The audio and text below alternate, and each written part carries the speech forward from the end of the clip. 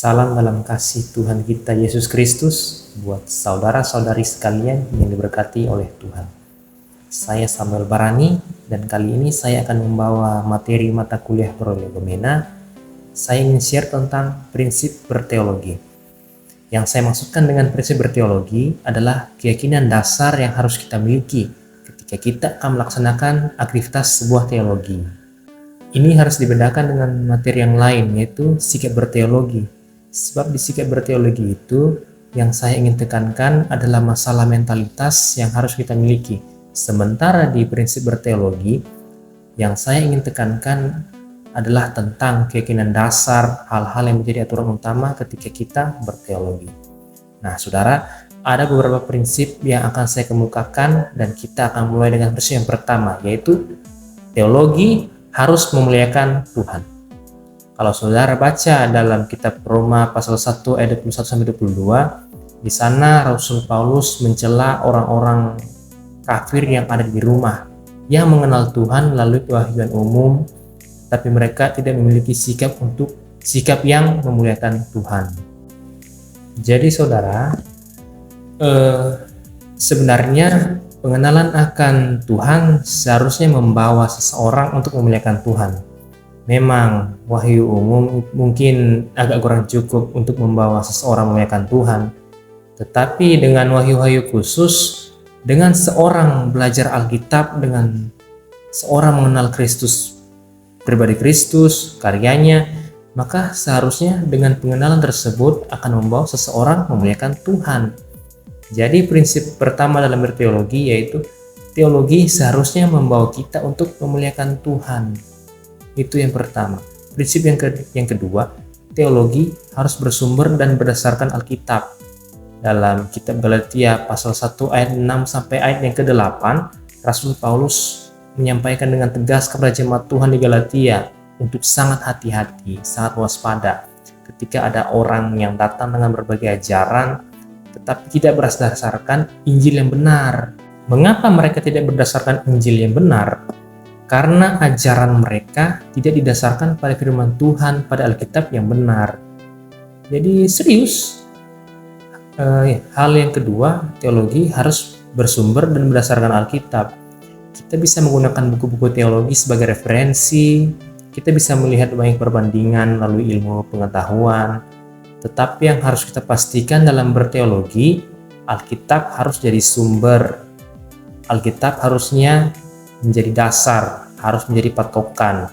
Selain Alkitab, itu hanyalah sumber tambahan yang bisa mencerahkan. Tetapi yang harus menjadi patokan utama adalah Alkitab. Nah, berikutnya, prinsip yang ketiga dalam berteologi yaitu kita harus membangun sebuah relasi yang intim dengan Tuhan. Dalam kitab Yesaya pasal 55 ayat 6, kita bisa melihat satu penegasan dari Nabi Yesaya. Carilah Tuhan selama ia berkenan ditemui, berserulah kepadanya selama ia dekat. Nah, kita tidak bisa mencari Tuhan kalau Tuhan tidak berkenan untuk ditemui. Kita tidak bisa menemukan Tuhan kalau dia tidak berkenan untuk ditemukan. Jadi ada prinsip anugerah Tuhan untuk memberi dirinya dijumpai, ditemukan oleh manusia. Ketika Tuhan sudah memberi anugerah untuk dijumpai manusia, Allah yang transenden sudah masuk dalam satu dimensi yang imanen. Maka itu menjadi kesempatan bagi kita untuk mengembangkan relasi, untuk mengembangkan hubungan yang harmonis, yang intim, yang akrab dengan Tuhan. Tanpa hubungan yang akrab dengan Tuhan, maka kita akan masuk pada perumusan teologi yang salah karena sesuatu yang kita lihat dari jauh biasanya tingkat akurasinya masih lebih bias kalau dibandingkan kalau kita langsung melihat lebih dekat.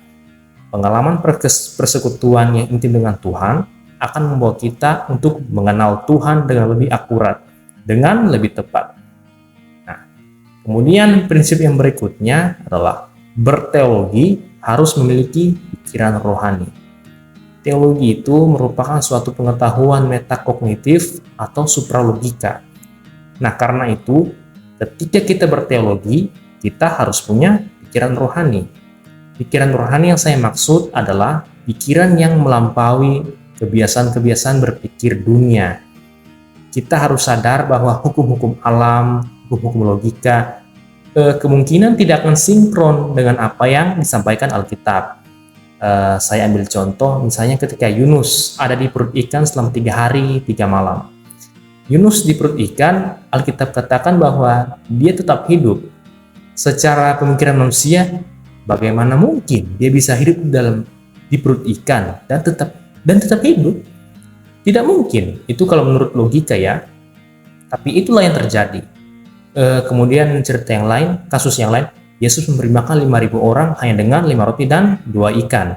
Orang kalau tidak berpikir rohani, dia akan mengatakan itu adalah sebuah kebohongan, sebuah kemustahilan.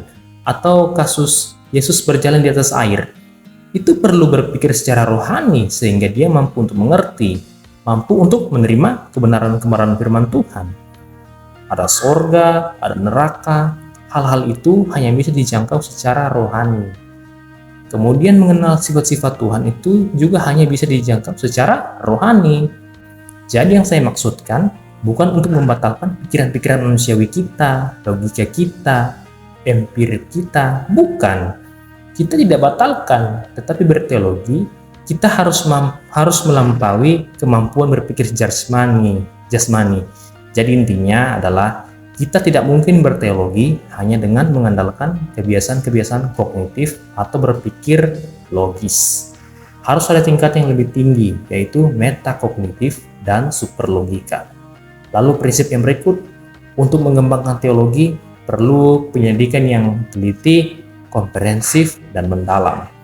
Nah, hal itu bisa kita lihat dalam Lukas pasal 1 ayat 1-4, ketika tabib Lukas dia perlu menyelidiki untuk membuat penyelidikan, kemudian mendokumentasikan dengan tepat, dengan baik, dengan lengkap, dan kemudian menyampaikan kepada Theophilus secara terperinci, secara sistematis, sehingga akhirnya si Theophilus ini yang awalnya ragu, akhirnya bisa diyakinkan dengan kebenaran firman.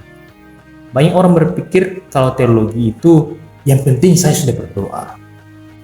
Ya, berdoa itu sangat penting. Saya sudah sampaikan bahwa hubungan dengan Tuhan sangat penting akurasi. Pengenalan teologi tidak akan bisa tepat tanpa hubungan dengan Tuhan. Tapi bukan berarti membatalkan kesungguhan kita untuk belajar. Kesungguhan kita ketika kita melaksanakan penyelidikan Alkitab. Itu tidak bisa dibatalkan. Jadi jangan sampai kita hanya di satu sisi saja, misalnya di doa. Sementara kita lemah ketika kita belajar firman.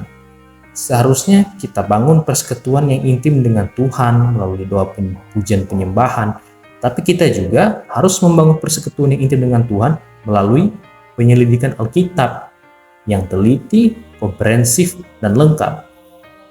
Nah, kemudian prinsip yang berikutnya adalah teologi itu harus berguna bagi kepentingan pelayanan. Maksudnya apa?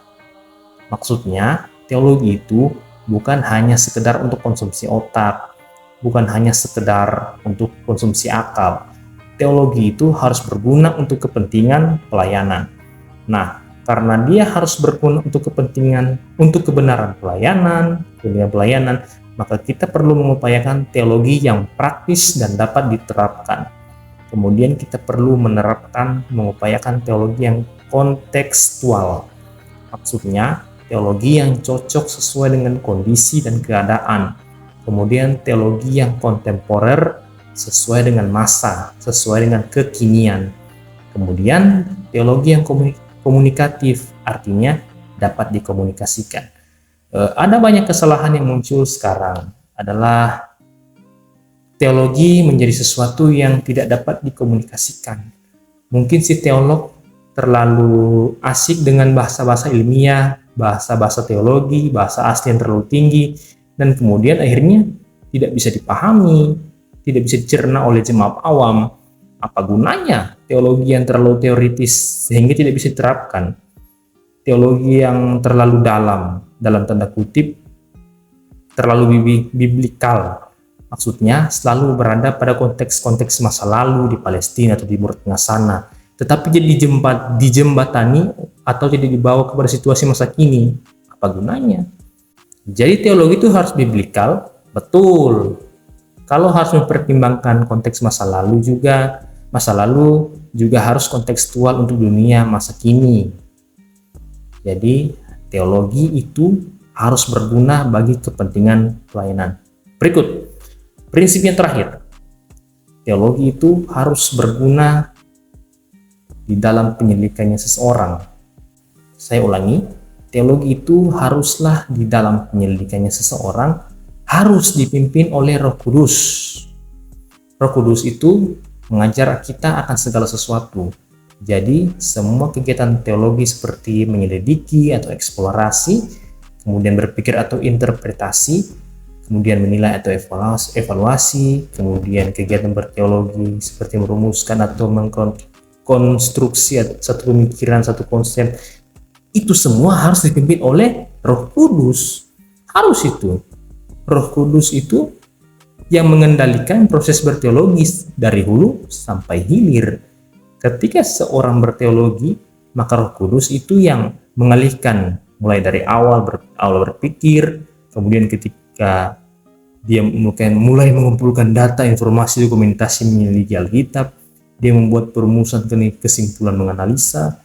Semua kegiatan-kegiatan berteologi itu harus dikendalikan propolis dengan pengendalian Roh Kudus. Kita akan menghasilkan satu teologi yang sehat, yang berguna, yang baik, dan Tuhan terus dimuliakan. Puji Tuhan, demikianlah prinsip berteologi yang dapat saya sampaikan. Kiranya Tuhan Yesus memberkati kita semua. Shalom.